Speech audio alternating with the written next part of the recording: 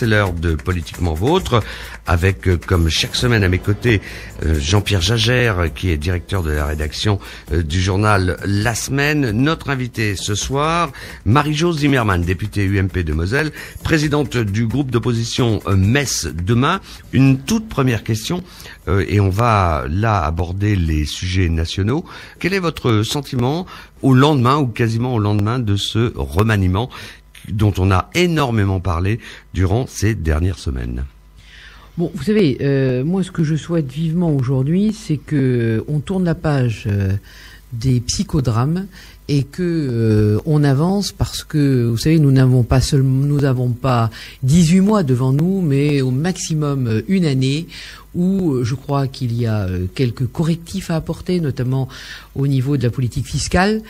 Et je fais partie des gens, notamment, qui ont bataillé contre le bouclier fiscal, parce que je pense que autant je le comprenais un peu en 2007, autant aujourd'hui je ne le comprends plus du tout, parce que je crois, si vous voulez, que la crise est passée par là. On est en face d'une population qui a énormément de difficultés, et je crois qu'il doit y avoir une juste répartition des choses en France pour être, je dirais, quelqu'un de juste. Et en plus, disons que c'est ce qui m'a plu dans la nomination de François Fillon.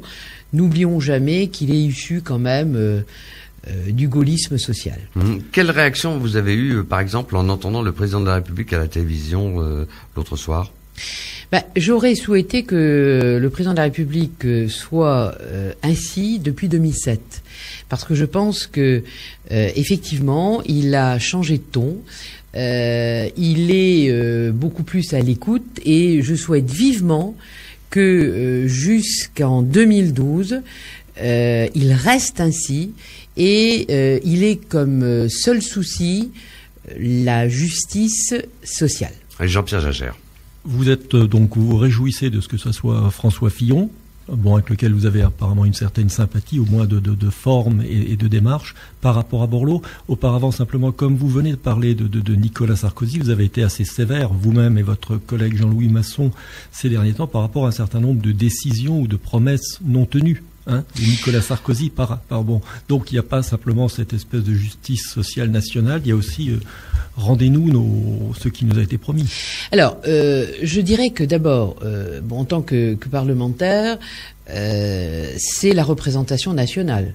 Donc, par rapport, et notamment, je viens de vivre quand même un débat sur les retraites où, sans aucun doute, je dirais que, à la différence du président de la République, je suis convaincu que d'ici 2013, il va falloir remettre l'ouvrage sur l'établi. C'est normal. Vous savez, j'ai beaucoup bataillé, moi, notamment sur la retraite des femmes. Bon, j'ai eu quelques satisfactions. Simplement, je ne lâcherai pas le combat.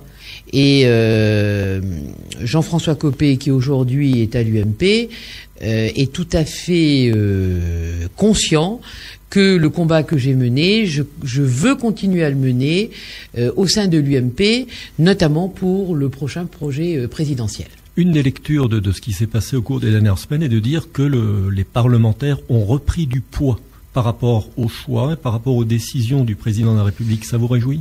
Oui, parce que je pense, si vous voulez, que les parlementaires sont les premiers en face de la population française.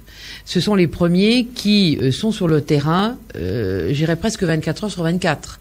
Et ce sont les premiers qui sentent quand il y a, disons, des décisions à prendre par rapport à la justice sociale. Je crois que en 2007, nous avons pris un tournant beaucoup trop libéral. Ce n'est pas ma sensibilité. Je l'ai dit, tout le monde le sait. J'ai une sensibilité beaucoup plus sociale, et c'est la raison pour laquelle je n'ai rien contre Jean-Louis Borloo. Est-ce que les parlementaires n'ont pas été timides ou un peu effarouchés par quelque chose qu'ils connaissaient moins bien?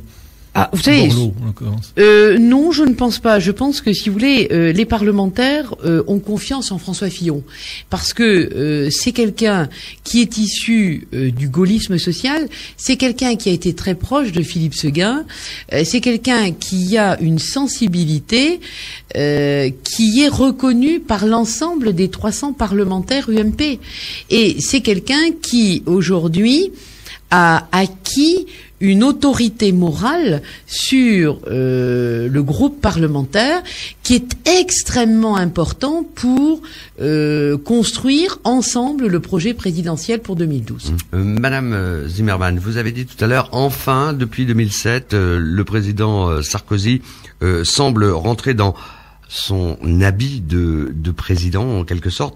Est-ce que vous, depuis cette époque, vous et vos collègues, les 300 parlementaires UMP ou affiliés, n'ont-ils pas été quelque peu des députés godillots ? Non, je ne crois pas. Si vous voulez, quand je n'ai pas dit qu'il n'avait pas pris son habit présidentiel. Ce que j'ai dit, c'est que je crois qu'on a pris un virage social. Et ce virage social, avec d'autres collègues parlementaires, je prendrai l'exemple de la bronca que nous avons faite au moment de la loi sur le travail du dimanche. Vous savez, je fais partie des parlementaires dans ce groupe UMP où il y a pas seulement travailler pour gagner plus, mais il y a surtout travailler pour gagner mieux et pour vivre mieux. Je crois, si vous voulez, qu'il y a une nuance entre plus et mieux. Et je suis satisfaite aujourd'hui que la frange, qui est beaucoup plus une frange sociale de ce groupe parlementaire, disons, commence quand même à être écoutée. À se faire entendre un peu plus, quoi. Voilà. C'est-à-dire à être écoutée, parce que vous vous faisiez entendre déjà. On se faisait entendre, mais simplement, on avait l'impression de prêcher dans le désert. Oui, aujourd'hui, vous n'aviez pas l'impression d'être écté. Ben, absolument, on n'avait pas l'impression d'être écouté. Et aujourd'hui, j'ai vu en face de moi mardi soir un président de la République extrêmement préoccupé par cette question. Et j'en suis tout à fait satisfaite. Et les ministres qui ont été nommés, sont quand même des gens qui ont, eux, comme Jean-Louis Borloo avait, une sensibilité sociale. Oui, on a eu l'impression que le président était un petit peu moins coupé de la réalité du terrain. On le sait, vous, Marie-Jo Zimmermann, vous êtes constamment sur le terrain. Les électeurs, d'ailleurs, le marquent lorsqu'ils votent pour vous. Vous êtes très présente sur le terrain.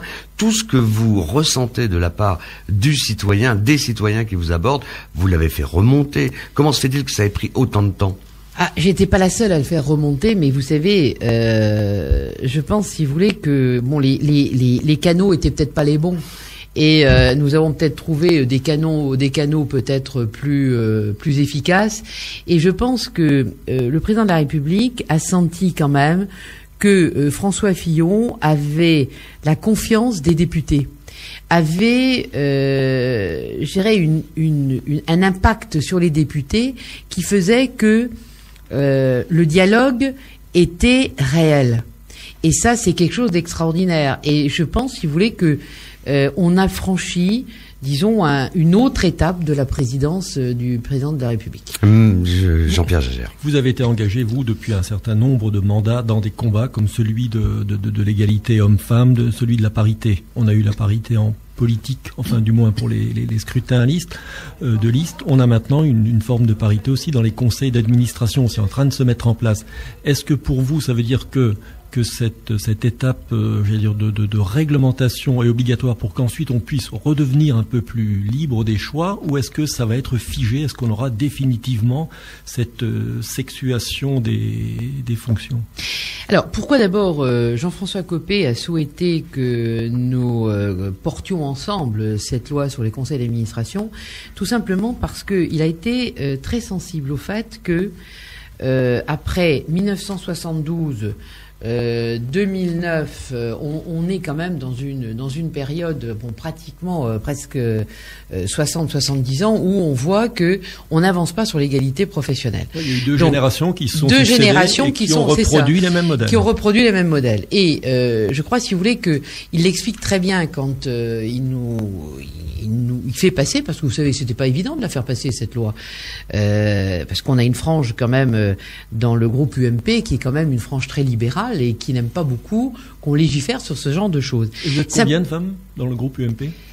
70, si mes souvenirs, oui. C'est-à-dire 20-25%. Oh non, attendez, on n'est pas 70. Non, excusez-moi, là, je me suis trompé. On va recompter. Oui, on recomptera parce que je crois, non, on n'est pas 70. Non, on n'est pas 20%, donc on n'est pas 70.